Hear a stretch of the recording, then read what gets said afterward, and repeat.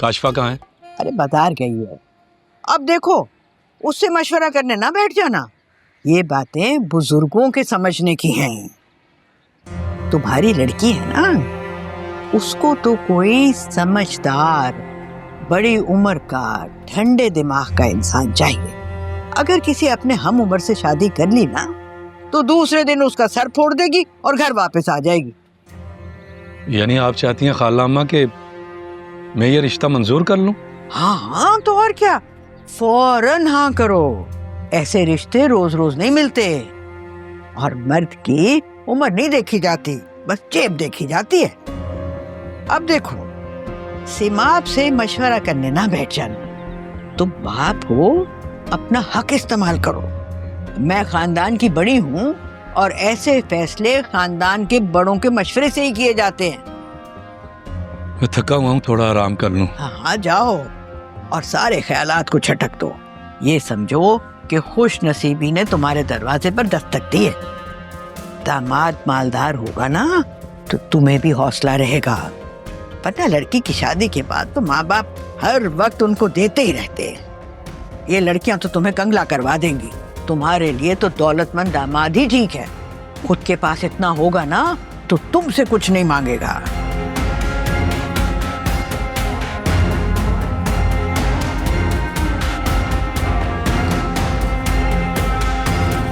ए भाई अर्शिया, तेरा तो मैं करने लगी हूँ पक्का पक्का बंदोबस्त। ना तुम मेरे इमाद पर नजर रखती और ना मैं तुम्हारे साथ ये सब कुछ करती। हाय मेरा भोला बच्चा, दीवाना बना बैठी उसे। तो फिर सजा तो बनती है ना। अब औसाफ को इरादा बदलने नहीं दूंगी मैं।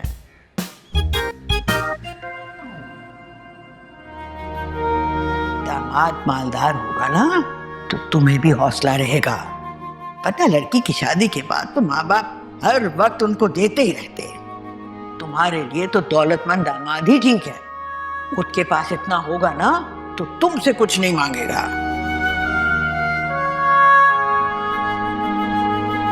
शायद खाला अम्मा ठीक ही कह रही हैं, मगर मेरा दिल फिर भी नहीं मान रहा। मैं उसे इनकार कर दूंगा। कोई जबरदस्ती थोड़ी है।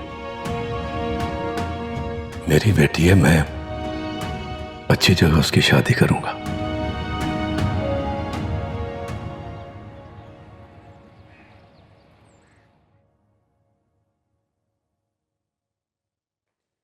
अरे शकूरन, ये क्या, तुम यहाँ सफाई कर रही हो? मेरे कमरे में इतनी धूल मिट्टी है कि अल्लाह की पनाह। सफाई नहीं की ना तुमने उसकी ठीक से? अभी तो करके आई थी बेगम साहिबा। अच्छा, तो जाओ, जाकर फिर से करो, बल्कि 2 दफा करो। अच्छा, सारा दिन इधर ही गुजारना है? मेरा कमरा जाकर साफ करो, इतना गंदा हुआ है। जी अभी करती हूँ। बहुत ही काम चोर है। एक तो मुलाजिम रख के भी ना मुझे ही भाग दौड़ करनी पड़ती है। हाँ, ये तो है ही ऐसे। तुम बैठो ना। अरे अम्मा, क्या बात है, कल भी मुझसे मिले बगैर ऊपर आ गई और आज भी चक्कर नहीं लगाया। तो और क्या करूं, पहरेदारी पर ही तो बैठी हूँ। इमाद पर कड़ी नजर रख रही हूँ, वरना ये लड़का तो अर्शिया को हमारे घर ला कर ही रहेगा।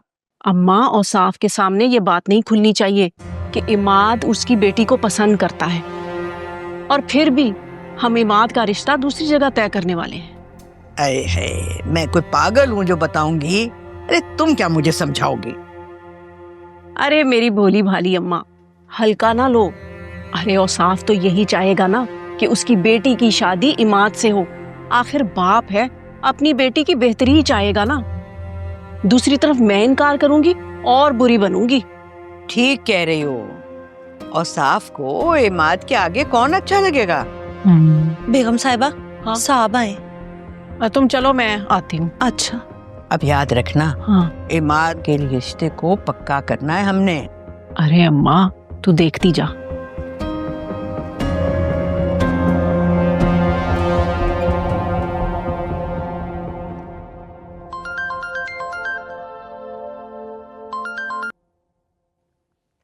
अस्सलाम वालेकुम पापा।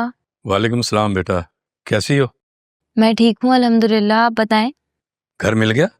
पापा ढूंढने की कोशिशों में तो लगे हुए हैं, लेकिन मुनासिब किराए के अंदर कोई मकान मिल ही नहीं रहा है। फिक्र नहीं करो, मिल जाएगा। तुम्हारे मामू ने पता नहीं क्या सोचकर कमीनेपन का मुजाहिरा किया।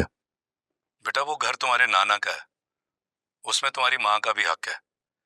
छोड़ूंगा नहीं मैं उसे, केस करूंगा।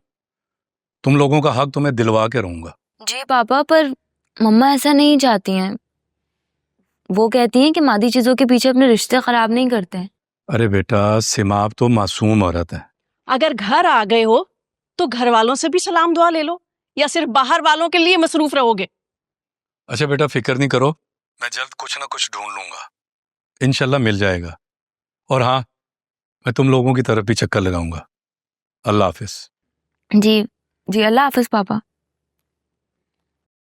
क्या ढूंढोगे? मैं अच्छी तरह जानती हूं कि क्या चल रहा है तुम्हारे दिमाग में।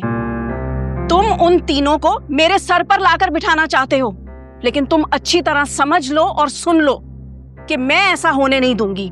ये घर सिर्फ मेरा है और मेरे लाडले का है। अरे काशफा, बैठो बैठो, मेरी बात सुनो। नहीं सुननी मुझे तुम्हारी कोई बात, और तुम जबरदस्ती मुझे इस बात के लिए कायल नहीं कर सकते, समझे? अरे क्या हो गया औसाफ, क्यों गुस्सा दिला रहे हो मेरी लड़की को? अरे खाला अम्मा, आप इसे समझाएं, मेरी तो बिल्कुल नहीं समझ रही कोई बात। अम्मा पूछो इससे कि अगर बेटियां ही अजीज रखनी थी तो मुझसे शादी क्यों की? अरे रहते ना उस घुन्नी मीसनी सिमाब के साथ और उसकी वो मनहूस बेटियों के साथ। अरे मैं बेटे की माँ हूँ, वारिस दिया है इनको, लेकिन इनको कोई कदर ही नहीं। इनको तो आज भी वो सिमाब मासूम लगती है। औसाफ, मैं ये क्या सुन रही हूँ? अभी तो आपने कुछ नहीं सुना। मेरे घर में बिठाने का ना इरादा किए बैठे हैं। उनके लिए ना घर ढूंढने का तो सिर्फ बहाना है। देखना, सबको उठा के ना एक दिन मेरे सर पे लेकर आएंगे। बस कर दो, मेरा ऐसा कोई इरादा नहीं है। सिमाब ने कहा है तुम्हें कि हमारे लिए घर तलाश करो? नहीं ना, वो तुम्हें अपने मामलात में शामिल ही नहीं करना चाहती, लेकिन तुम हो कि मरे जा रहे हो उसके लिए। तो फिर इस बात का क्या मतलब है? कान खोलकर सुन लो, अगर कुछ ऐसा हुआ तो मैं अपने बेटे को लेकर चली जाऊंगी। पूरी जिंदगी शक्ल देखने के लिए तरसोगे। शहरोज, शहरोज कहाँ हो? देखो तुम्हारा बाप क्या बातें कर रहा है। हाय मेरी किस्मत, हाय। अरे बच्चे को क्यों बुला रही हो इन बातों में? चुप करें आप। शहरोज इधर आओ। आप तो ऐसे बोल रही हैं जैसे पूरे शहर में किराए के घर मिलना बंद हो गए हैं।